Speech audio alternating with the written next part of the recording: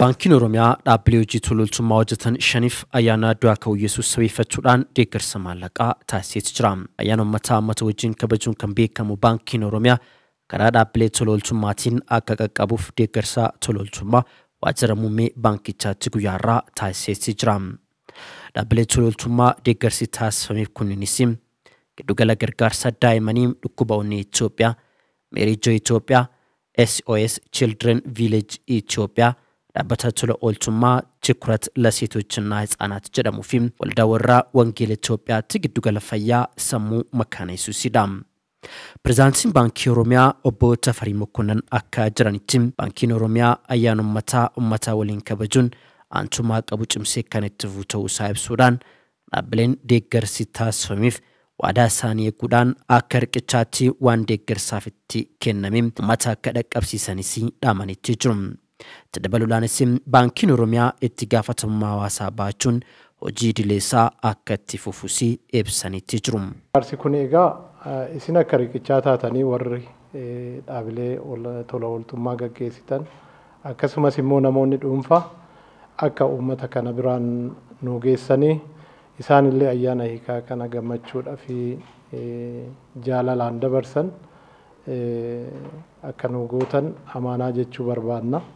Baankiin keenya akkuma beekamu corporate social responsibility baachuu irratti akka idileetitti hojiilee jiru uummataa jijjiiran hojjechuu irratti hin beekama. Sagantaan har'aa kun garuu ayyaanalee akka ayyaana hiikatii fi bara haaraa sababeeffachuudhaan gargaarsa uummata harka qalleeyyiidhaaf ayyaana sana gammadanii akka oolan baasii xiqqoo kan itti gargaarudha. Kanaafuu isinis waan nuyi akka gargaarsaatti isinitti ilaannu kana warra gargaarsa keessan jala jiraniif akka hirqichaa taatanii tooyi ayyaana akka gammachuudhaan oolan akka nu gootan amaanaa isiniin jechuun barbaada.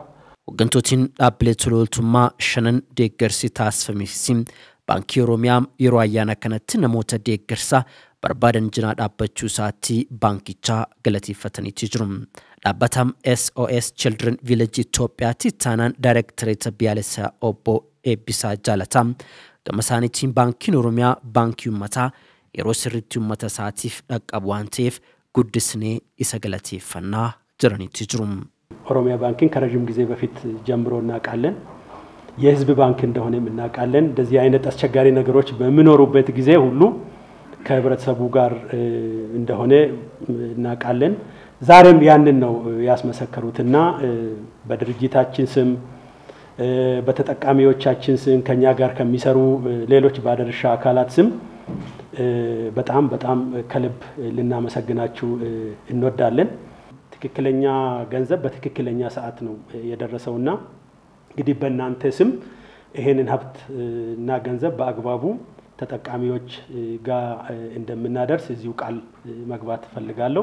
ሲስተር አሳየች ይርጋ እንዴስቱን አባታ tola ooltummaa ትኩረት ለሴቶችና ህፃናት ገመሽቲን ባንኪ ኦሮሚያ ከንገለቴፈተን ጉቶም ዳባኒሳኒ ማላቅ አርገቴም ጉያ ያናቲም ተጃጅለምቶታ እቲን ተጃጅሉዳፍ ቆፒ ተውሳስ ኢብሰኒቲ ጅሩም ነኝ ልንደርስባቸው ያሰብናቸውን የማህበረሰብ ክፍሎች ያለ ምንም ችግር እነሱ ጋር እንድንደርስ ድጋፍ ስላደረጉልን ፓርትነርም ነን እነሱ ጋርም አካውንት አለን ስለዚህ በራሴ ስም በማህበረሰቡ ስምና በተጠቃሚዎቹ ስም እጅግ አድርጌ አመሰግናለሁ ይህንን የሰጣችሁን ስጦታ ለኛ ትልቅ ነው በእኛ ስር ያሉ ወደ 328 የሚሆኑ ተደራራቢ ጤና ችግር ያለባቸው እናቶችና ልጆች አሉ የባል መዋያ ነው የምናደርገው hooggantootni dhaabbilee tola ooltummaa ፈኒሲ ባንኪቻ ከንገለቴፈተን ጉቶም ዋዳት ከነሚሲ ገልማን አካጋን